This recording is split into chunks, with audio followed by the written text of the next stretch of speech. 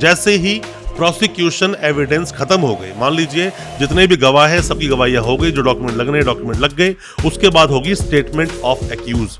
मतलब कि यहाँ पर 313 की स्टेटमेंट कराई जाती है। एनसीआर कटेगी या एफआईआर कटेगी? एफआईआर अगर कटी है तो उसमें चार्जशीट लगेगी ही, पुलिस की इन्वेस्टिगेशन रिपोर्ट आनी ही है। दोस्तों, जब भी कोई क्रिमिनल केस दर्ज होता है कहीं पर भी, तो क्रिमिनल केस दर्ज होने के बाद में जो पूरा ट्रायल चलता है, अब कोई एफआईआर दर्ज हुई तो हालांकि अगर उस केस में कुछ मिला नहीं तो पुलिस ही आपका उस केस के अंदर डिस्चार्ज लगा देती है। मतलब कि केस आगे चलता नहीं है वो, या फिर केस में कुछ मिला नहीं तो उसके बाद भी जब चार्जशीट लगी तो भी डिस्चार्ज आप हो जाते हो। पर मैं बात उसकी कर रहा हूं कि अगर मान लीजिए आपका ट्रायल चलना शुरू हो जाए, एफआईआर दर्ज हुई, चार्जशीट लगी, अब ट्रायल आपका शुरू हो गया, तो ऐसे मामलों में खास करके आप पर जब केस दर्ज हुआ, आपको पता नहीं होता कि मैं आज कोर्ट में जाऊंगा तो आज कोर्ट में क्या होगा या प्रोसीडिंग क्या होगी, क्या होता है पूरे ट्रायल का प्रोसेस, कब कब क्या होगा, क्योंकि स्टेप बाय स्टेप होता है। जैसे ए के बाद बी आएगा, बी के बाद सी आएगा, उसी तरह से क्रिमिनल प्रोसीडिंग का, क्रिमिनल ट्रायल का भी एक प्रोसेस है। बहुत सारे नए वकील साहब, बहुत सारे वो जो लॉ नए स्टूडेंट्स हैं, या बहुत सारे ऐसे स्टूडेंट्स जिन्होंने अभी अभी लॉ कंप्लीट की है और लाइसेंस आ गया, उनके पास इंटर्नशिप उन्होंने की नहीं और कोई सिखाने वाला उनके पास है नहीं। तो ऐसे मामलों में उन सभी की मदद के लिए मैं एक वीडियो लेकर आया हूं आपके लिए। पूरा प्रोसेस आपको बताऊंगा, ट्रायल कैसे चलता है शुरुआत से लेकर एंड तक। ज्यादा कुछ जानने के लिए क्रिमिनल ट्रायल के बारे में दोस्तों बने रहिए हमारे इस वीडियो के साथ। नमस्कार दोस्तों, स्वागत करता हूं फिर एक बार आप सभी का अपने इस YouTube चैनल पर, जिसका नाम है फाइट फॉर ट्रू। मेरा नाम है वीरेंद्र वर्मा। जैसा आप सभी जानते हैं, हम इसी तरह की लीगल अवेयरनेस की वीडियोस आपके लेकर आते हैं और आपको बनाते हैं कानूनी जानकार। दोस्तों, हालांकि बहुत सारे ऐसे स्टूडेंट जो लॉ स्टूडेंट्स हैं या फिर इंटर्नशिप कर रहे हैं या फिर अभी वकील साहब बने हैं वो अभी, तो बहुत सारे स्टूडेंट्स हमें अक्सर सवाल पूछते हैं, अलग तरह के जो उनके दिल में सवाल होते हैं। उनके सभी सवालों को देखते हुए हमने सोचा कि पूरे क्रिमिनल ट्रायल पर हम एक वीडियो बनाएं। दोस्तों, कोई भी जो क्रिमिनल ट्रायल चलता है वो शुरुआत होता है एक कंप्लेंट से, इन्फॉर्मेंट से हालांकि शुरुआत होती है। एक कोई भी इन्फॉर्मेंट जाता है पुलिस के पास, अपनी इन्फॉर्मेशन देता है, या ऑनलाइन उसने इन्फॉर्मेशन दे दी होगी, मतलब कि उसने कोई कंप्लेंट दे दी होगी। आप कुछ इस तरह समझ लीजिए, पुलिस एक प्रिलिमिनरी कोई भी इंक्वायरी करने के बाद में एफआईआर को दर्ज कर लेते हैं। एफआईआर दर्ज हो गई तो एफआईआर जब दर्ज होती है दोस्तों, एफआईआर में भी एनसीआर कटेगी या एफआईआर कटेगी? एफआईआर कटी है तो उसमें चार्जशीट लगेगी ही, पुलिस की इन्वेस्टिगेशन रिपोर्ट आनी ही है।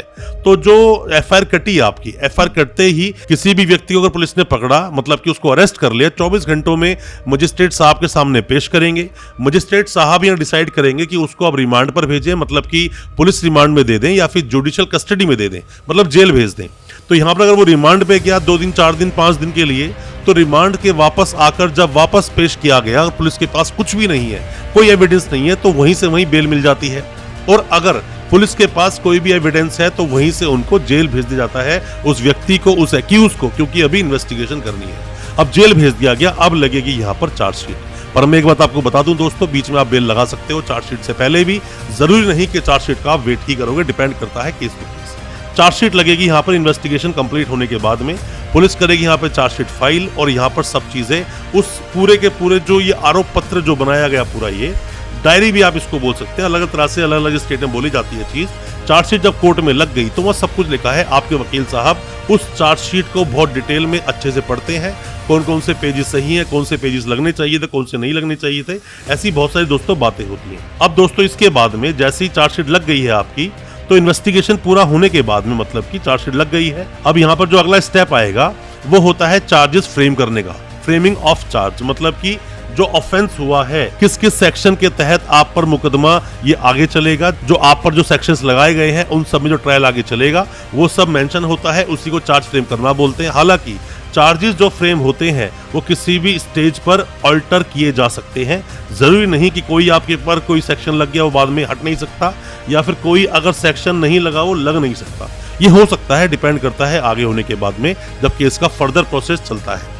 और आप जैसे ही चार्जेस फ्रेम हुए, आप कुछ बोल रहे हैं, कोई सेक्शन नहीं लगते हैं, फिर भी लग गए, तो आप यहाँ पर रिवीजन में जा सकते हैं, हाई कोर्ट में अपील लगा सकते हैं। अगर वो सेशन ट्रायल था और लोअर में था तो आप ऊपर जा सकते हैं, डिपेंड करता है क्या केस चल रहा है। इसके बाद में प्रोसिक्यूशन एविडेंस शुरू हो जाते हैं, जिसको पीई बोलते हैं। मतलब कि जो पूरी इन्वेस्टिगेशन हुई और जो लिस्ट ऑफ विटनेस बनाए गए, उन सबको वन बाय वन कोर्ट में बुलाया जाता है और आपके वकील साहब उनको क्रॉस करते हैं। उनका चीफ एग्जामिनेशन होता है और क्रॉस होता है। यहाँ बहुत महत्वपूर्ण रोल प्ले करते हैं हालांकि आपके वकील साहब, बट जो अगला स्टेप है वो प्रोसिक्यूशन एविडेंस का होता है। बहुत सारे एविडेंस चलते हैं। अगर आप कोई वकील साहब हैं तो उस लिस्ट को देख लें। अगर वहां 20 लोगों की लिस्ट है तो उस 20 लोगों के जो एविडेंस कराए जाएंगे वो 1 बाय 1 हर डेट पे 2-3 भी बुलाए जा सकते हैं। वो डिपेंड करता है, प्रोसिक्यूशन एविडेंस कराया जाएगा। जैसे ही प्रोसिक्यूशन एविडेंस खत्म हो गई, मान लीजिए जितने भी गवाह हैं सबकी गवाहियां हो गई, जो डॉक्यूमेंट लगने डॉक्यूमेंट लग गए, उसके बाद होगी स्टेटमेंट ऑफ एक्यूज।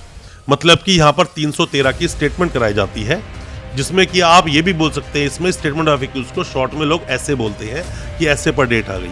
अब वहां पर क्या होता है कि बहुत सारे सवाल काफी बार पहले से लिखे होते हैं, तो उनके जवाब देता है कौन? एक्यूज। यही बस एक पोजीशन होती है जहां पर आकर, यही एक वो स्टेज है जहां पर आकर खुद एक्यूज बताता है कोर्ट को क्या सच है और क्या झूठ है, क्या वो बोलना चाहता है, उसके दिल में जो भी बातें हैं उस समय वो कोर्ट को जाकर बताता है। आपके वकील साहब भी इसमें आपकी हालांकि मदद बिल्कुल कर सकते हैं। दोस्तों, अगर ये वीडियो आपको अच्छा लग रहा है तो अभी इस वीडियो को लाइक करें, ताकि इसी तरह की लाइक से हमें मोटिवेशन मिल सके और प्रोत्साहन मिल सके इसी तरह की लीगल अवेयरनेस की वीडियोस आप तक पहुंचाने के लिए। और आप अगर पहली बार आए हैं हमारे इस चैनल पर, पहली बार देख रहे हैं हमारे इस वीडियो को, हमारे चैनल को अभी सब्सक्राइब करें, साथ में लगा बेल आइकन जरूर दबा दें, ताकि इसी तरह की लीगल अवेयरनेस की वीडियोस आप तक पहुंच सके सबसे पहले। जैसे ही स्टेटमेंट ऑफ एक्यूज होगा, स्टेटमेंट ऑफ एक्यूज होने के बाद में evidence of defence and cross examination होता है। मतलब कि डिफेंस में अब जो आपके वकील साहब हैं वो अपने अब यहाँ पे सबूत देंगे, अपने गवाह देंगे, बुलाएंगे वहां पर, वो उनके स्टेटमेंट करवाएंगे और यहाँ पर पीपी साहब जो बैठे हैं कोर्ट में वो उनसे सवाल पूछेंगे। मतलब जो अभी तक स्टेट ने किया था वही मतलब उसका उल्टा वर्जन होता है यहाँ पर, जहाँ evidence of defence and cross examination शुरू हो जाता है। अब जैसे ही आपके फेवर में जो आपके गवाह आ रहे हैं, गवाह ने गवाही दे दी, क्रॉस भी हो गया, डॉक्यूमेंट आपको लगाने लगा दिए, आपने एविडेंस लगाने लगा दिए, उसके बाद आएगा फाइनल आर्ग्यूमेंट।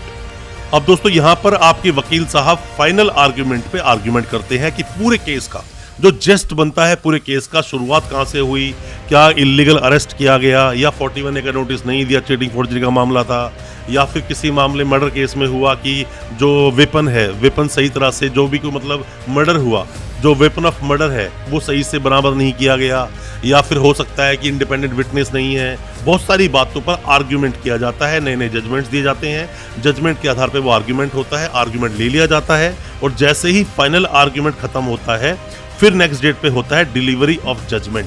अब जजमेंट देगा कोर्ट, कोर्ट ये बताएगा कि आप कन्विक्टेड हो या फिर आपको एक्विटल दे दिया गया है, या तो आप बरी कर दिए जाओगे, केस से मुक्त कर दिए जाओगे, और या फिर यहाँ पे जजमेंट देंगे कि नहीं आप अपराधी हो। अब जैसे ही यहाँ पर बोलेंगे अपराधी हो तो अब यहाँ पर जो सेंटेंस होता है, जो सजा आपको दी जानी है, किसी भी मामले में एक सजा होती है लिखी हुई। मान लीजिए पॉक्सो का मामला है, 20 साल कम से कम अगर सेक्शन 6 में लिखा हुआ है, तो यहाँ पर जाकर वो अब आपके वकील साहब जाकर वहाँ पर कोर्ट में जाके आर्ग्यूमेंट करते हैं, जाकर सबमिशन देते हैं कि लीनियंट व्यू लिया जाए, कोर्ट के द्वारा कम से कम सजा दी जाए। इस व्यक्ति ने पहले से इतना वक्त जेल में काट लिया है, घर में छोटे बच्चे हैं, ओल्ड एज मदर फादर है, उस व्यक्ति के ऊपर अपनी काफ़ी लाइबिलिटीज़ हैं, बहुत तरह की रिस्पॉन्सिबिलिटीज़ हैं, बहुत सारी बातें बोली जाती हैं।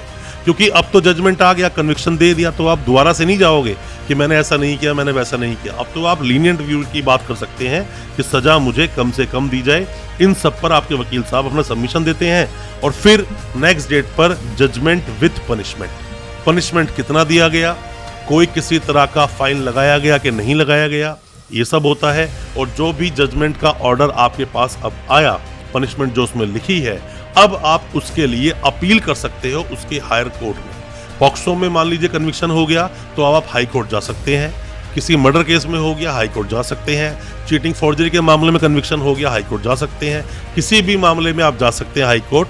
आप किस किस मामले में हाई कोर्ट जाएंगे, कब कब अपील लगा सकते हैं, अपील पर मैंने बहुत डिटेल वीडियो बनाई है, उस अपील की वीडियो आप देख लेना। और साथ में ही दोस्तों जो स्टेटमेंट ऑफ एक्यूज होती है 313 की स्टेटमेंट, उस पर भी मैंने डिटेल वीडियो बनाई है, आप उसको भी देखेंगे, बहुत अच्छे से आप समझ पाएंगे। कोई भी नए वकील साहब है, कोई भी लॉ स्टूडेंट है, आप पर कोई केस हुआ है, कोई भी जानकारी आप चाहते हैं, कमेंट बॉक्स में अपने सवाल पूछें। केस को डिस्कस करना चाहते हो तो व्हाट्सएप पर मैसेज करें, हम आपको रिप्लाई करेंगे। हो सकता है हमारे की सजेशन से आपको उसका सॉल्यूशन मिल जाए। दोस्तों अच्छा लगा हो आज का वीडियो, हमारी वीडियो को ज़्यादा से ज़्यादा अपने दोस्तों परिजन परिवार में शेयर करें, ताकि वो भी अपने आप को कानूनी जानकार बना सकें। और साथ ही हमारे चैनल को सब्सक्राइब करना बिल्कुल ना भूलें, साथ में लगा बेल आइकन जरूर दबा दें, ताकि इसी तरह की लीगल अवेयरनेस की वीडियोज़ हम आपके लेकर आ सकें सबसे पहले। बहुत बहुत शुक्रिया, दोस्त, धन्यवाद हमारे इस वीडियो के साथ बने रहने।